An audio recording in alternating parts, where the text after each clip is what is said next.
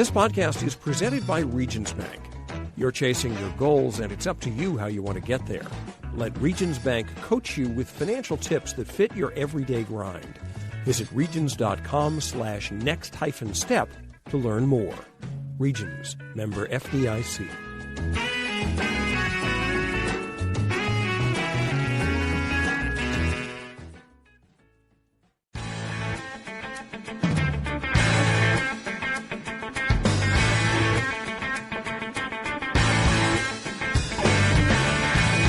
Hello and welcome to the AP Top 25 College Football Podcast. I'm Ralph Russo, the college football writer with the Associated Press. My guest this week is Heather Dinich, ESPN's college football playoff reporter. We are taping before this week's rankings come out, so we're not reacting to the rankings as much as trying to see where the committee might be headed and playing out some scenarios. We'll also talk about Alabama's Tua Tagovailoa, not just in terms of what his injury means to the Crimson Tide's playoff hopes, but also about his legacy to Crimson Tide and college football. Heather and I will also get into the question of, do we miss great stories in college football because we tend to view everything through the lens of the playoff? Thanks for listening to the AP Top 25 College Football Podcast. You can find us on Westwood One Podcast, at Apple Podcasts, just about anywhere you like to get your podcast. Please subscribe, and if so inclined, give us a good review. It helps college football fans find us, and it helps us find more college football fans. And away we go.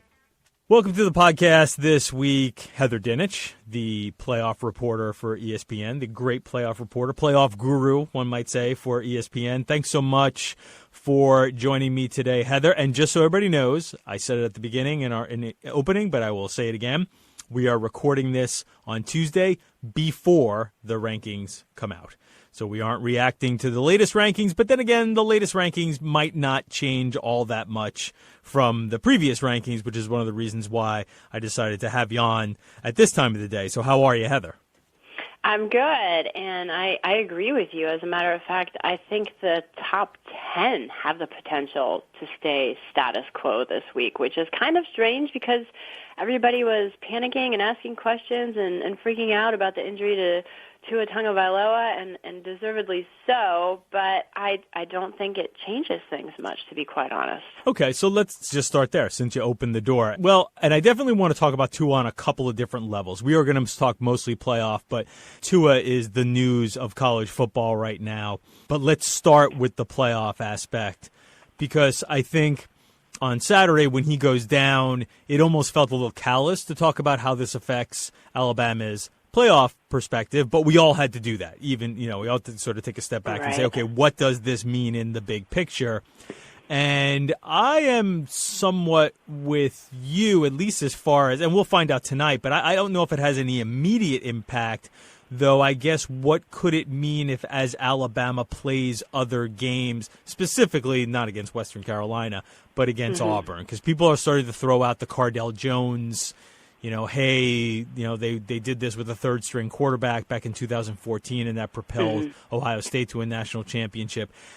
This is a very nuanced, and it's also not territory that the committee. Everything is always somewhat unique, this situation, to the committee. So, where do you think this could go with Tua, Alabama's playoff hopes, and does it really matter? Well, I think it is a fair comparison to 2014 Ohio State, in that is how the selection committee will view it. When J.T. Barrett went down against Michigan with an ankle injury, that's the regular season finale, similar time of year, late November. What is the committee going to do? Same thing. What are they going to do? They're going to wait, just like they waited with Ohio State to see what Cardale Jones looked like. So in this case, they wait to see what Mac Jones looks like. Now, if they want to, of course, they could rewind and look at the Arkansas game film, but that's not necessarily a great evaluation because it's a 2-8 Arkansas team, right? They can see what happened in the second half. Mac Jones came in against Mississippi State. Is that a fair evaluation? Probably not, because he's coming in after what was a traumatic incident to the entire team, right? So Is that enough data, so to speak, to change their perception of Alabama right now? Probably not. So they wait like they did with Ohio State. The difference, though, where that comparison has to stop is Ohio State that year and Cardale Jones had the Big Ten championship game to really punctuate that playoff resume. Alabama, on the other hand, has Auburn, a 3-loss team right now. And with or without Tua in the lineup, they were on the outside looking in. So does it change their position? Not necessarily, but again, is Alabama a top 4 team with Mac Jones in the lineup? That's the question. That's what they have to figure out. And you can't close the door on them entirely because there are still a lot of things that can happen. Let me pull back from the playoff view of Tua to just talk about what he has meant to Alabama and to college football. Because, I mean, it's a remarkable career when you think that this is a player who became maybe the face of the sport before he ever started a game.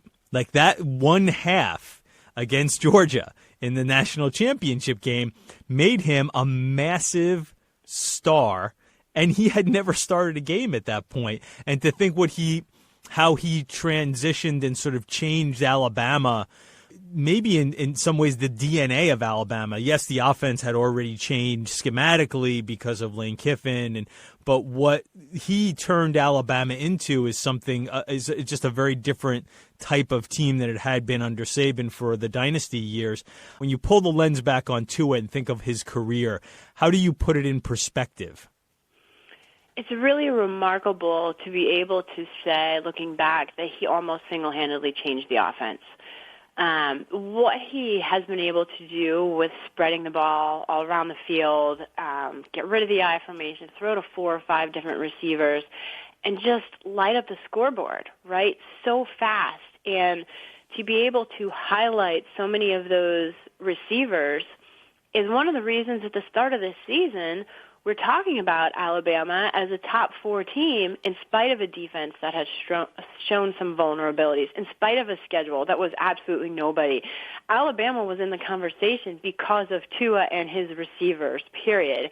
And I think Steve Young, one of our analysts, had a great quote. He said, basically, Tua had the ability to combine intuition and physical ability, right? And Steve Young called it, quote, the 3-dimensional chess in your head, which is perfect to summarize what he's able to do. So, and you're so right, Ralph, that when that happened, it's really felt callous to talk about anything but that poor kid and his family and the injury, and just you could see the pain on his face, and Molly McGrath's report on the sideline of him clearly, audibly hurting.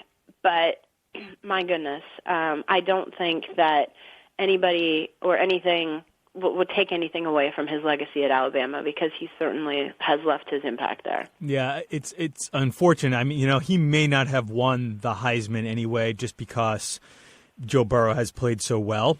And not winning the Heisman is not necessarily something to be ashamed of, right? I mean, Deshaun Watson didn't win the Heisman. A lot of really great college players did not win the Heisman because other great college players stepped up in those seasons.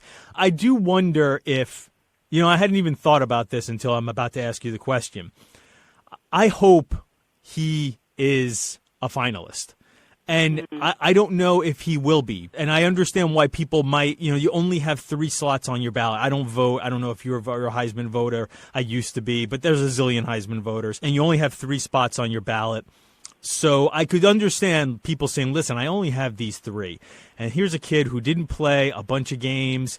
And yes, he's a terrific player, but do I really want to deny Chase Young, Justin Fields, Jalen Hurts, all these other incredibly deserving players? But I also could see the other argument saying, listen, this guy was absolutely heading towards being a finalist. He's a wonderful player who's had a wonderful career, and oh boy, I would really just like to see him be honored in that way and just going to New York. I don't know if you've given this any thought, and I don't know if you're a Heisman voter. I know that, again, there are a lot of them out there, but what are your thoughts on what you would do with a Heisman ballot and Tua?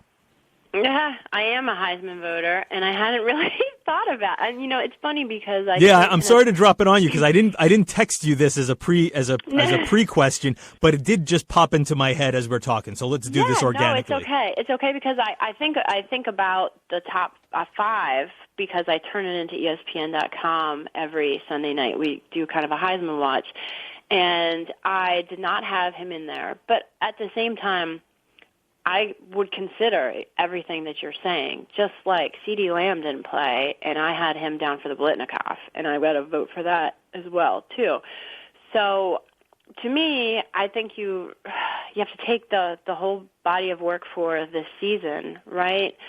Not the career, but at the same time, everything he's done this season as well is impressive, too. And you look at what he did coming back from the first injury after the Arkansas game, and it was so impressive in the LSU game. Even in the loss in the second half, he was very good. So I don't know. I don't know what I'm going to do, but I would certainly consider it. I wouldn't say, no, I'm not going to put him one of those 3 slots because of the injury, but let's see what everybody else does, too. A couple of weeks ago on the podcast, Brett McMurphy was on, a former ESPN colleague of yours, and we got into this conversation about how the Heisman would be better off expanding its ballot, going to top 5. Maybe you'd get more finalists and you'd open it up to more possibilities. And I think, again, the Heisman is very stodgy and very set in its ways, and I don't think is looking to necessarily redo anything of the way it's done. But I think this is another good example of why it might not be a terrible idea. It might be a damn good idea, in fact, for the Heisman to do that. Yeah, I don't disagree. My biggest problem with the Heisman is that there are like 900 people voting for it. I don't understand that. Yeah, a few less voters and a few more people to vote for. You're right. More players, less people voting. Probably would be a good formula for the Heisman, I think. Yeah, we've got it all figured out, me and you. All right, let's get into some of the other aspects of the playoff rankings. Again, they have not come out yet this week, but they're probably not going to change too much. Well, actually, let me start doing the scenario game with you here. And the number one scenario that seems to be sort of looming as this could be tricky, but then again, maybe it's not tricky. And that is Georgia wins out, beats LSU, an unbeaten LSU in the SEC title game. That creates a situation where it would be almost impossible or really hard to avoid putting 2 SEC teams in. Like, just that alone, I feel like could have some ramifications beyond just this year's playoff pairings, because there are possibilities that, the Pac-12 and the Big 12 and maybe even the Big 10 or the ACC, that somebody could be left out with a resume that typically would have gotten them in. I agree, but that's the thing. I think it is not complicated if that were to happen, if that's the scenario. Excuse me, because I agree. I think it would be very hard for them to change exactly what we're looking at right now in the top 4, which is LSU, Ohio State, Clemson, and Georgia. I think what would happen is it would be Ohio State, Clemson, Georgia, LSU. And then you've got a lot of angry people on the outside looking in. But at the same time, if LSU follows the script and eliminates Georgia by handing it its second loss in the SEC championship game, then you're looking at all these one-loss teams. You go to the Power 5 conference champions, and then I think we have a great debate for that 4th spot. I think that could be interesting and very fun, but my gut says that it would be Oregon if they wind up winning the Pac-12 conference championship game. Could be Utah. Who knows? We could still be talking about 2 Big Ten teams. What if Alabama runs the table, beats Ohio State, beats Minnesota, avenges the regular season loss? I'd be shocked if they left out a 1-loss Penn State Big Ten champ, and then you have an 11-1 Ohio State sitting there. Yeah, there are certainly enough games that will and a couple of them this weekend, especially that Penn State-Ohio State game. To a certain degree, I think everybody is sort of leaning that, Ohio State might be the best team in the country here, but they haven't quite played the schedule yet. I'm wondering where you fall on that, because I could see after this week, Ohio State was number one in the first rankings. LSU jumped them. LSU will almost likely be number one in the third. That hasn't come out yet. But I could also see the committee, not that it matters that much, flipping back to Ohio State if Ohio State treats Penn State the way it has treated all of its other opponents. Yeah, that is going to be an interesting debate for number one, because those two teams can continue to flip-flop. My question, though, is how much value is there in a win against number 9 Penn State? It's a top-ranked team, right? But personally, my opinion is that I thought that Penn State was too high when they had them at number 4. And if you watch Penn State against Indiana this past weekend, which I did, I know KJ Hamler, their receiver, was out. That makes a difference. But you got to be able to run the ball. And I would be surprised if Ohio State doesn't beat Penn State this weekend by 2 touchdowns, at least. Yeah. I kind of sense that might be coming too, frankly. Yeah, right. So, I kind of feel like there's a reality to that. I'm just not sold on Penn State's offense. I think Sean Clifford has done a nice job. I just don't think he's spectacular. Whereas if you compare him to a Justin Herbert, I think what Justin has done is he's surrounded by more talent. The offensive line is great. They can run the ball very well, and he hasn't turned it over. He did last week, but I think all told he's got 3 picks maybe this year, 5. So I think that when you look at Penn State, I guess my question is it enough to boost them to number 1 over LSU? It might be, but I think that depends on your opinion of Penn State. Okay, I want to do a U-turn here for a second, because I got away from a topic there that I wanted to expound on a little bit. And that is this idea that, because I think for the first time, especially if you have that Georgia-LSU scenario play out, for the first time since in a while, that I think all of the conferences could end up going, hey, what are you doing? We can't be left out. We have a legitimate argument here that you could end up with 5, not just because I think you always end up with 5 teams that could go, hey, what about us? Right? Mm-hmm. There's inevitably there will be at least one. I thought Ohio State had a reasonable argument. I didn't really think much of Georgia's argument, even though they were 6, even though they were 5. But I thought Ohio State at 6 had a pretty good argument last year. But I just think that's generally the way this thing is always going to work out, right? That last spot, there will always be another team that can raise its hand and say, we could have deserved that, and you know what? They probably could have. This year, if that Georgia-LSU thing plays out, and you have even Alabama sitting there, and you could have a situation where there might be 2 one-loss teams in the Big Ten. But even if that doesn't play out and Ohio State just rolls through everybody, and you have Oregon or Utah at 12-1, Oklahoma or Baylor at 12-1, that extra SEC team, do you see this as being something, that scenario, where now all of a sudden you have the Pac-12 and the Big 12 take a stance similar to what the Big Ten has taken, which has been a little more aggressive at pushing for expansion? Yes, I could see that, because bubbling under the surface last year was more talk about it, not more action, right? More talk no amongst doubt. The commissioners. And right? I don't know if there would be anything more than talk this year too, but we are getting closer to the end of the contract.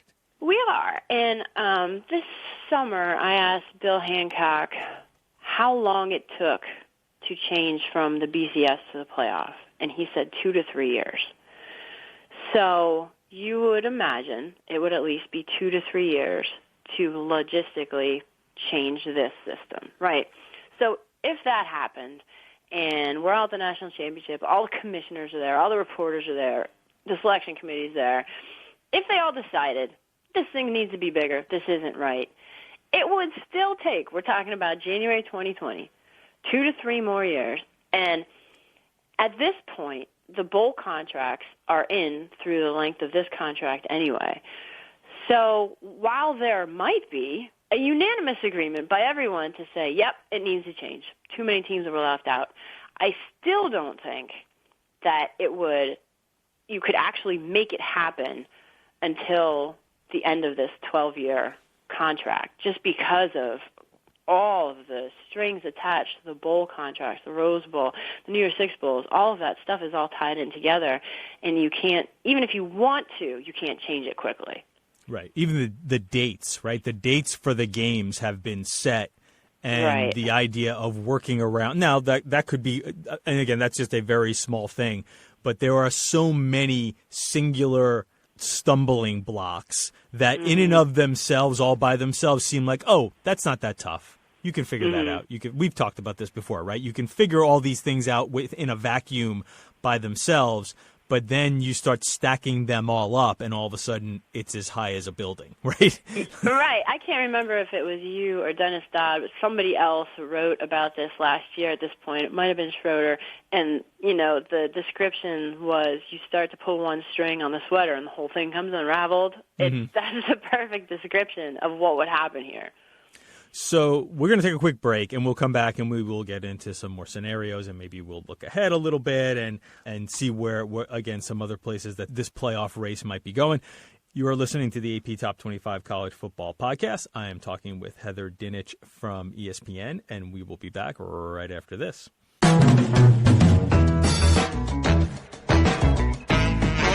This podcast is presented by Regions Bank. You're chasing your goals, and it's up to you how you want to get there. Let Regions Bank coach you with financial tips that fit your everyday grind.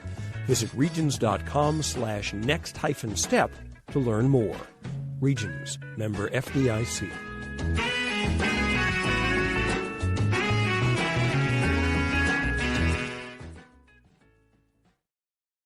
And we're back on the AP Top 25 College Football Podcast.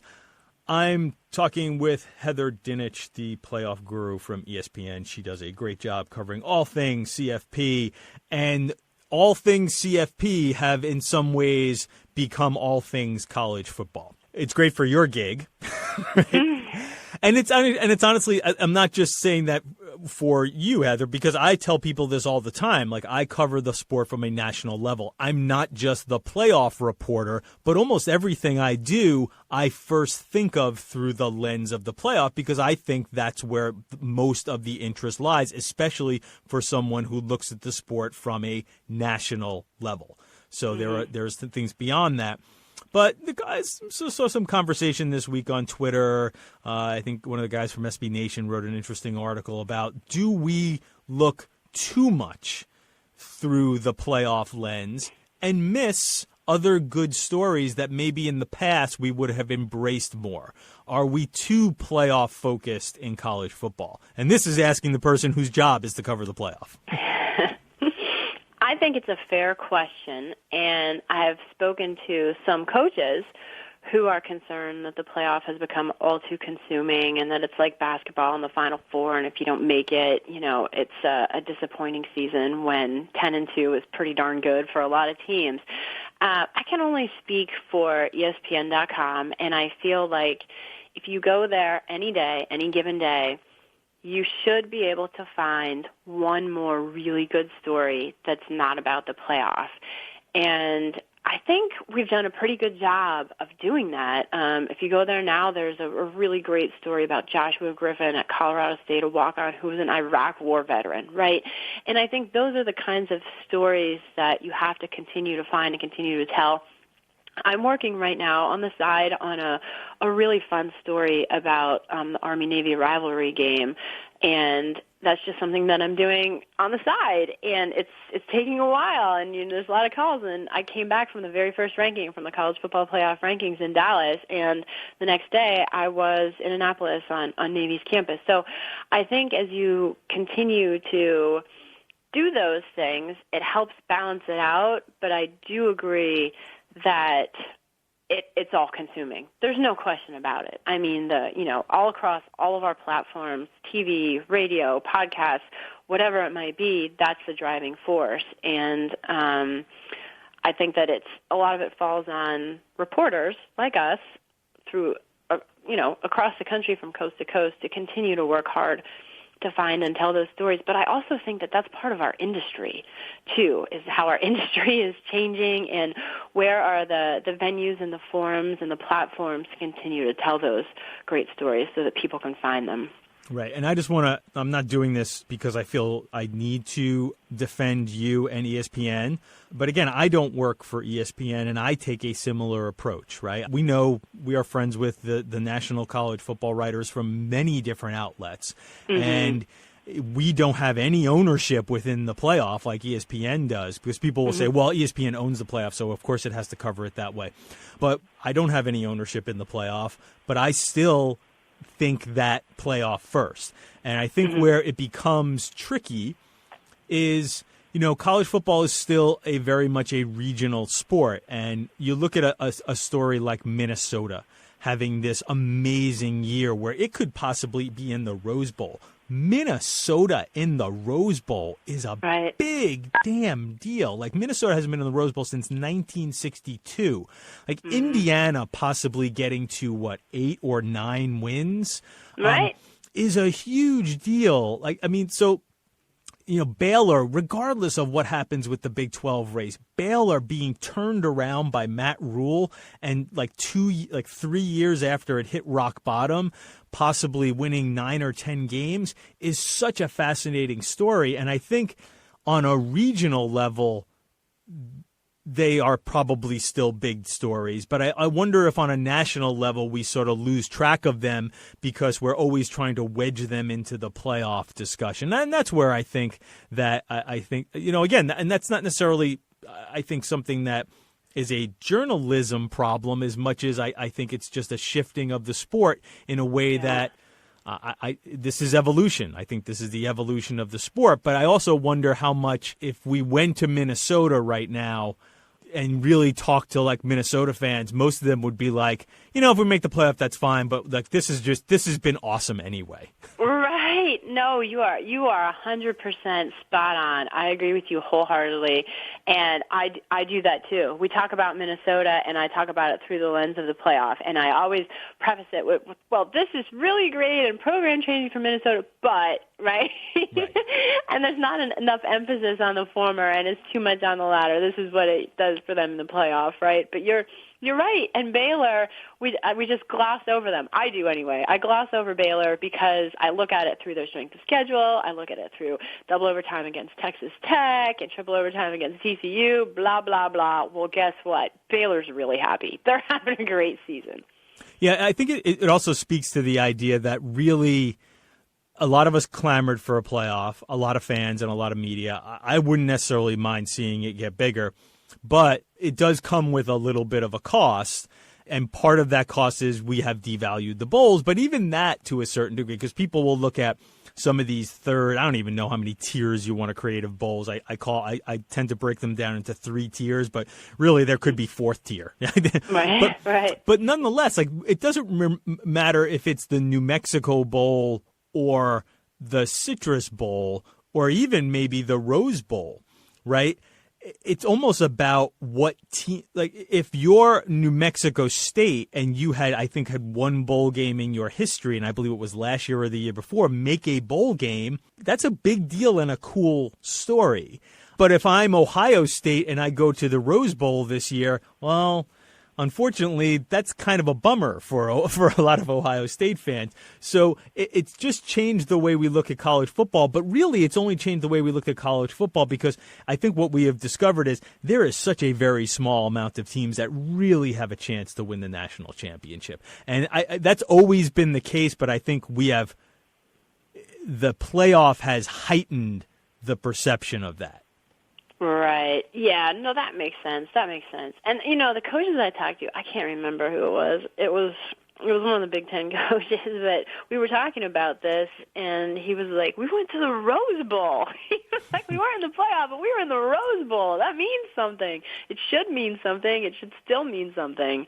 But, you're right. It depends on who you are and what your goals are. And to be the head coach and have to look at your team and be like, guys, we're not in the top 4, but we're still a really good football team, and convince them of that and make sure they know that the season is not a disappointment. How much do you think the conversation we're having plays into the whether you should expand the playoff? Because think about it from this perspective. If I only believe that there are 3 or 4 teams that can truly win the national championship every year, maybe there are 5. Maybe in a good year you can make a case for a 5th, right? Then why expand the playoff? Because conference champions are getting left out, and that's what drives people insane. And I agree with what you're saying. If there's only probably 4 or 5 teams that can get in, why have it bigger than 4 or 5?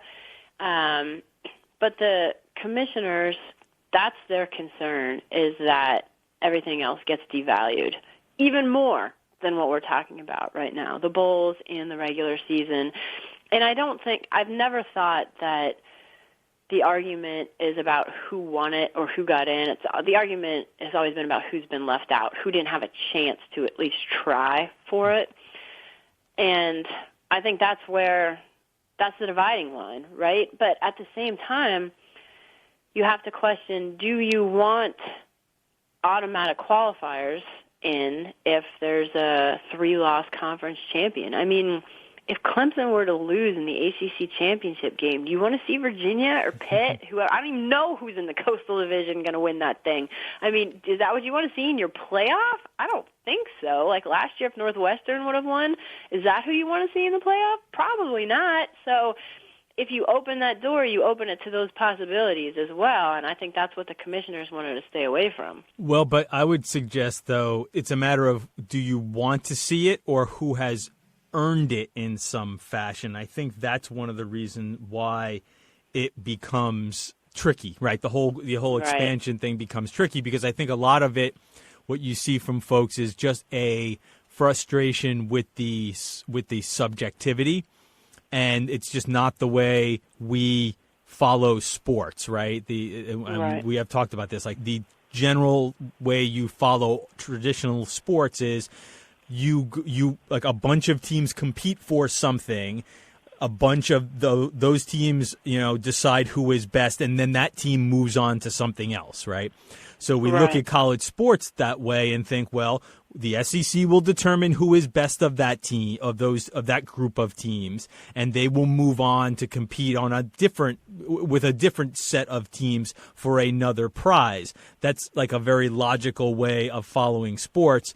But it's just not that way in college football, and it doesn't really work there. Like that model doesn't fit college football comfortably. So I understand why you'd push back against it, but I think that the subjectivity frustrates a lot of folks, and I think there are some people who would say, listen, I know that team went 9-4, but at least we didn't get a bunch of people in a room pick that team. That there was a process by which that team had to earn its way in, and maybe it's not as good as some other team, but it did follow the rules and get in that way. Right. I mean, look, we can have a whole other podcast about changing the entire way this whole thing works because I mean, at the end of the day, the divisions aren't equal. The conference games aren't equal. If you think about it, everything is unequal. Right. It's silly, right? Yeah. 8 games, 9 games. I mean, FCS, no FCS, whatever you want to do with it. And then, some East versus West, they don't have to play this team. Why do we have to play that team? Like, all of that stuff is not logical for truly determining who the best teams are. You can't even determine who the best teams are in your conference if you're outside the Big 12. Right. And that's, another fascinating thing, if and when this thing does expand, will be what the conference's reactions to determining their champions. I don't know if you trash conference championship games because those have a lot of value as far as literal monetary value. But if all of a sudden everybody sort of blows up their divisions and comes up with some kind of pods or just forget divisions overall, we're just going to match up the top 2 teams here. I think that will be an interesting piece of the next step of the playoff, which I think inevitably will be expansion. But where it trickles down as far as within conferences and within bowls, I think will be fascinating to me. Yep, I agree. It's inevitable at some point, but I just don't know when. Not anytime soon. Okay. Let's say that. That's a safe prediction, I feel. Yeah. If soon is before that contract ends, then no. If you define that as soon, I'm in for the not anytime soon. Before I let you go, another question that I didn't prep you for, but I'm gonna give you a little time. I'll filibuster here, and maybe you've already looked into this. I want you to look over the next couple of weeks. Is there a game or two? Because what could really upset the apple cart here is a true upset. Right? A true upset where a team that is not in the race beats a team that is in the race. And when I say in the race, even in the top 15 or so, right? Teams like Baylor and Penn State and Minnesota, where if not one of those teams, do you see a game or two down the stretch here where you say, you know what? That could be an upset there. That could be a game that sort of changes things because it's a quote unquote bad loss, and it changes who plays in a conference championship game, where the dynamic of this race changes in some way drastically, but for a game that maybe is a little off the radar. Where's the upsets? I think there are a lot. I think you could start this week with Georgia, Texas A&M. They can't lose that game. If they lose that game and then they go on to win the SEC, you got a 2-loss SEC champ in Georgia, the loss to South Carolina and A&M. Yeah, that's a messy situation. That's a messy scenario too, by the way. Yeah. There's that, and then there's what happens if Clemson loses South Carolina, which they should not. But hey, guess what? Georgia did. Who knows? It's their in-state rival. It's the last game of the season. I would not pick South Carolina in that game, but that's why they call it an upset, right? Anybody in the Pac-12. If Utah or Oregon loses before they get to the Pac-12 championship, that's a game changer, because if a 2-loss Pac-12 champ then opens the door for Oklahoma, opens the door for Alabama, opens the door for a second Big Ten team. Excuse me, who knows? But I think those are three that come to my head immediately. Yeah, it should be fun, and I also have my eye on Texas. If that Texas A&M game was in College Station as opposed to Georgia this weekend, and Georgia was in the second part of back-to-back road games, a long trip at an A&M team where College Station could be a dicey place to play, even though they haven't really shown. They've already played Clemson, they've already played Alabama, and they're probably going to play. They could possibly play number 1 LSU. They would, by the way, if LSU remains number 1 in the AP poll when it plays Texas A&M, Texas A&M would become the first team in the history of the AP poll to have played number 1 3 times in the same season. Oh my gosh! Yeah, so it's a brutal possible schedule, but I do think that the Georgia game could have been an interesting one, or a more interesting one, if it was in College Station this week. They haven't played particularly competitive against Alabama or Clemson, but I kind of think that they might have one really good game left in them. Right. Yeah, they're kind of tricky. I just don't know. I don't know. But if there was an upset this week, that's the one that I would pick. Yeah, and maybe they have it in them when LSU comes to town, because that will be in College Station. LSU's defense has been a little wonky, and that will be the very last. This will be the very last question, and then I will let you go. Because I get this question. I'm sure you've gotten this question too. LSU's defense isn't very good, and it always seems like the committee has held that against some of these Big 12 teams. Do you think that they should start holding it against LSU, or do you think they will start holding it against LSU? And I'm not going to dive into the numbers and compare the two. LSU's defense has shown itself to be a little wonky. Yes, fair. And they have called out Oklahoma's defense specifically. Now, granted, Rob Mullins was asked about it last week, but he specifically said Oklahoma's defense has taken a step back. That's one of the reasons that they haven't been too impressed with them. But, I mean, it's not that bad, but I feel like if you watch the Ole Miss game, you're like, oh, they gave up 37 points. They gave up 41 points to Alabama. It has 400 yards rushing against Ole Miss. 400 yards rushing. Right. Yeah, no, I think it's fair, but because of who have played, Florida, Auburn, Alabama, I think that helps outweigh it, the fact that they've won those games. But Ohio State's defense, man, that's one of those things, those little things in the end on selection day that can make that flip. They pay attention to it. Absolutely, they pay attention to it, and that can make them that could flip it. Heather Dinich is the great playoff reporter for ESPN, the guru of the playoff, all things playoff all the time. Checks in the mail. You can't say that without laughing. Stop. Hey, thanks for doing this, Heather. Good luck the rest of the way. A happy Thanksgiving, since we're only, it's awfully close to Thanksgiving. It is. Same to you, my friend. Thank you for having me on. Yeah, and pleasure, and hopefully we will run into each other in a press box real soon. Sounds good. Thanks, Ralph. And now, 3 and out. First down. I have a few thoughts about Tua, college football, and the NFL. The NCAA draws a lot of fire for its amateurism rules and prohibiting players from making money off what is clearly a very valuable skill. There is no doubt that these players, all of them, have some monetary value. I'll go back to the example I use all the time. If we magically made it legal, NCAA legal, for all teams to hand out $1 million worth of bonus money to their signing classes, distributed however the team decides, how much money do you think would be left over? The answer, of course, is not a dime. Every FBS team would use that money to lure the best players they can, and a 3-star that is no big deal to an SEC school would be a huge addition to a Conference USA school. But I digress. College football wants to be college football, not pro football. I really don't have a problem with that. The bigger issue is the NFL taking no responsibility in developing its own players, the way other sports do, and arbitrarily setting a requirement of 3 years removed from high school for a player to be drafted.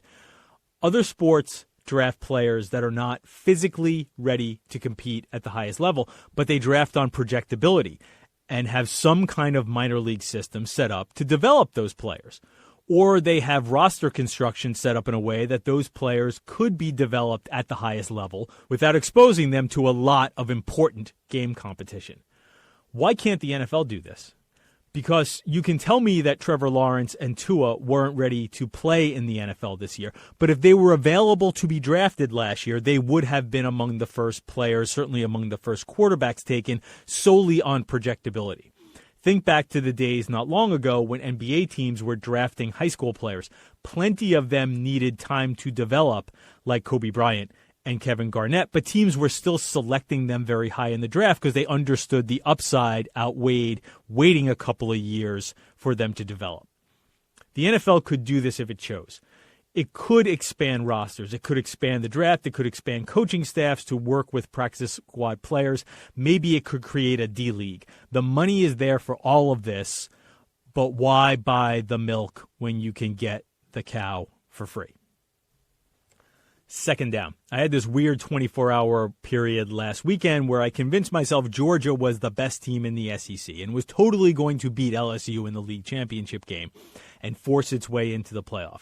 And then talked myself out of that and decided, nope, this Georgia offense is just not doing it for me. Heather and I talked about LSU's shaky defense, but I asked this. Does Georgia do anything offensively that teams like Alabama and Ole Miss do to stress a defense? Any of you who have listened to me know I am firmly in the camp that great offenses in college football have a big advantage even over great defenses. I would never go into a game thinking an opponent is going to hold LSU down.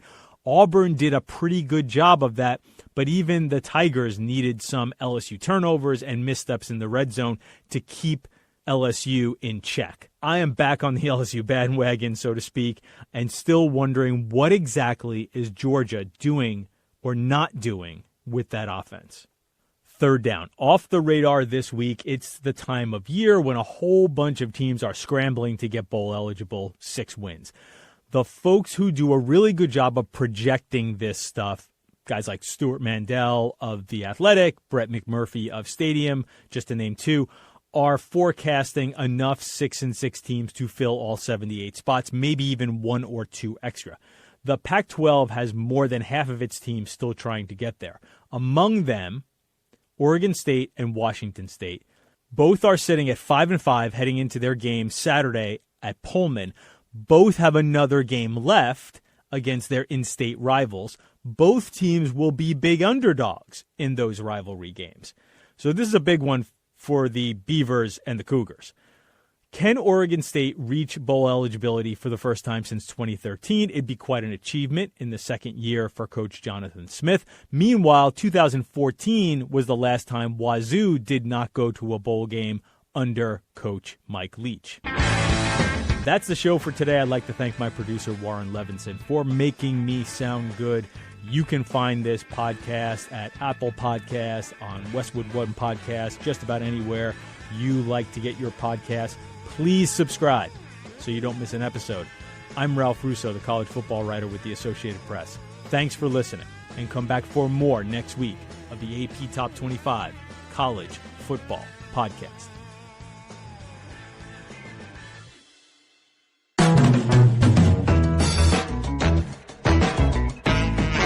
This podcast is presented by Regions Bank. You're chasing your goals, and it's up to you how you want to get there. Let Regions Bank coach you with financial tips that fit your everyday grind. Visit regions.com/next-step to learn more. Regions, member FDIC.